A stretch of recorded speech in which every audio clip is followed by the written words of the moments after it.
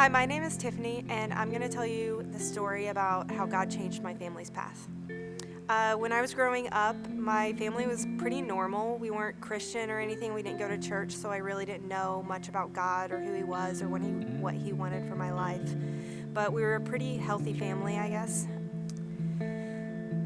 So one day, my two sisters and I, we were coming home from school. It was just a normal day at school, and our mom got a phone call right as we were walking in the door.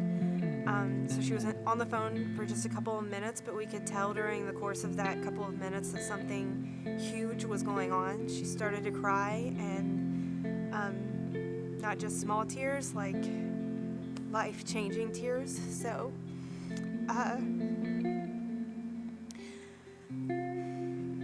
I remember my older sister actually starting to cry too, because when your mom is that devastated, you just know that something is wrong, something is seriously wrong here. So my mom, when she hung up the phone, she sat us all down with her in the floor of our dining room, and she told us that our dad died. So in that moment, there was just a rush of feelings of just denial and hopelessness, and how can this be happening, and all these questions. What are we going to do? How are we going to go on as a family without him? And so we just kind of sat in that moment of just utter hopelessness and utter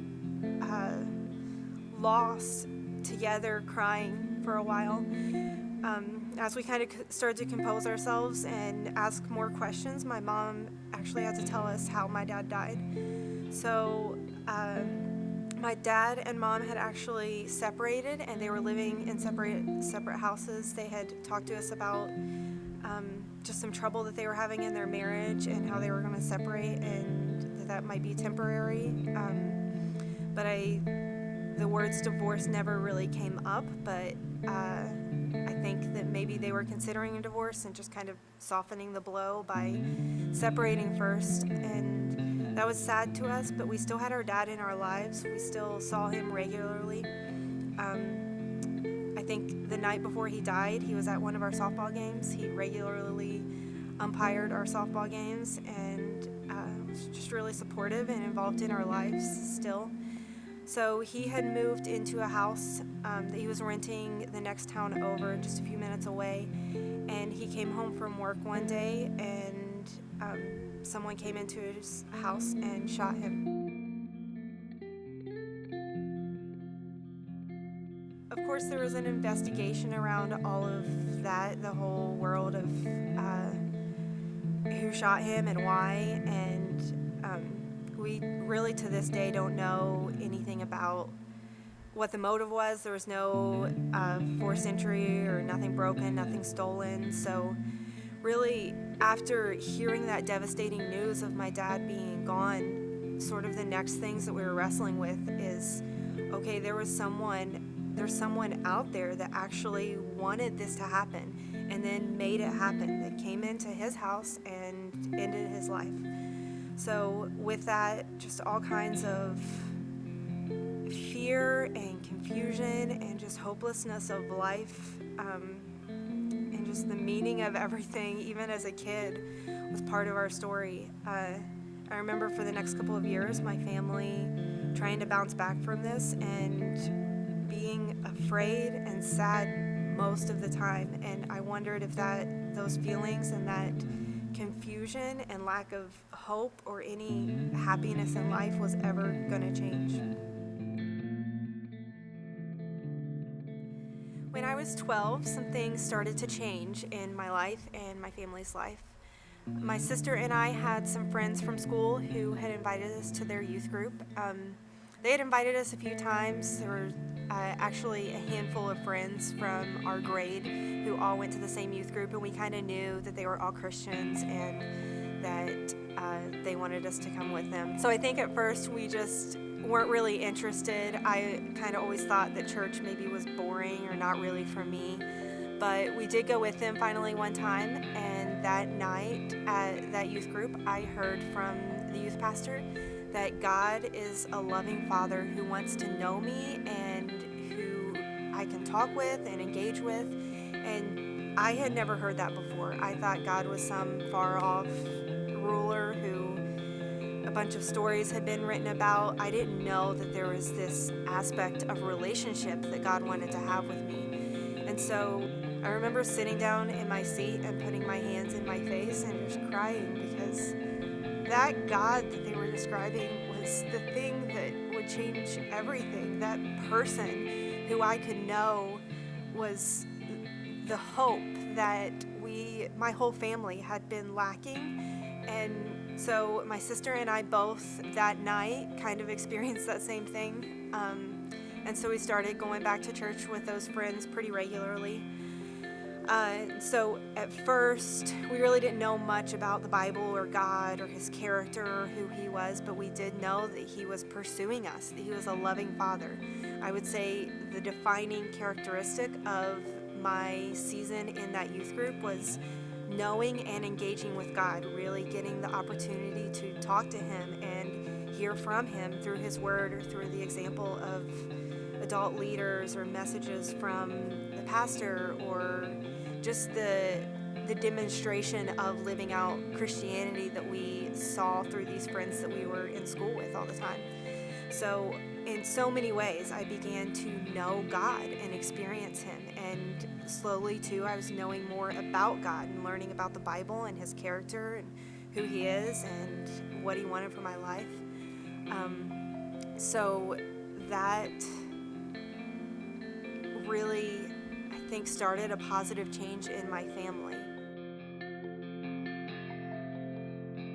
During that time in that youth group, God really showed me that he is my heavenly father. He's my rock, and he's not going anywhere.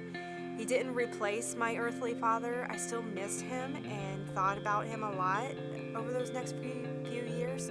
But God really started to heal the void in my heart of not having a father, and the emptiness and just confusion and loss of not knowing how to go on.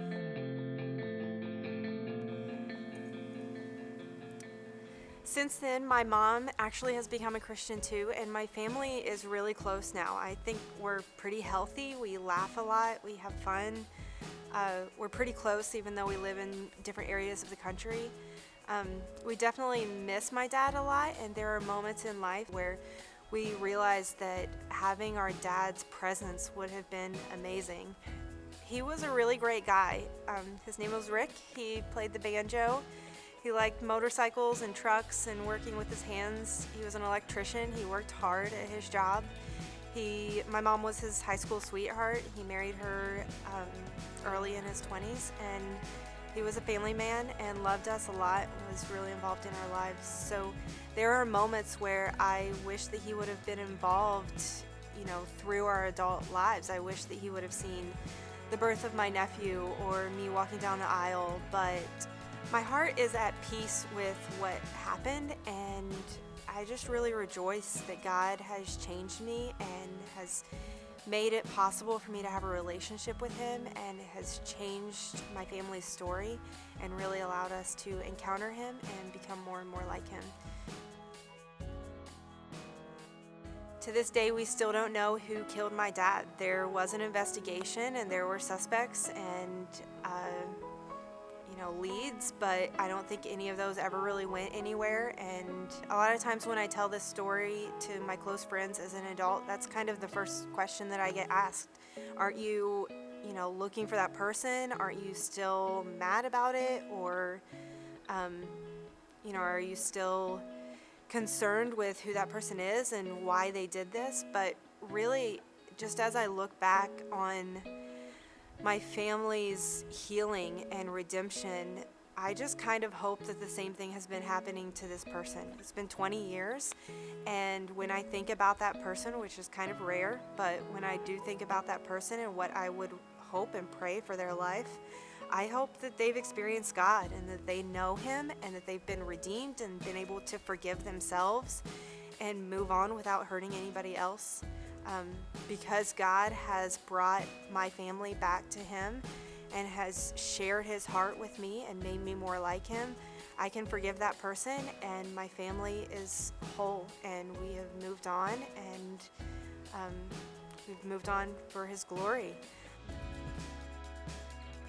Recently, I was in church and we sang the song Great Are You, Lord. And the song starts out with the words, "You give life, you are love, you bring light to the darkness. You give hope, you restore every heart that is broken." And as we were singing that song, I was just thinking, man, this is what God did in my family. And it just made me kind of rejoice and just think about what the change was that God brought to us. But then the next words of the song are, "Great are you, Lord." And I realized God didn't just do stuff in my family's life. He didn't just change things. He didn't just bring life. He was life.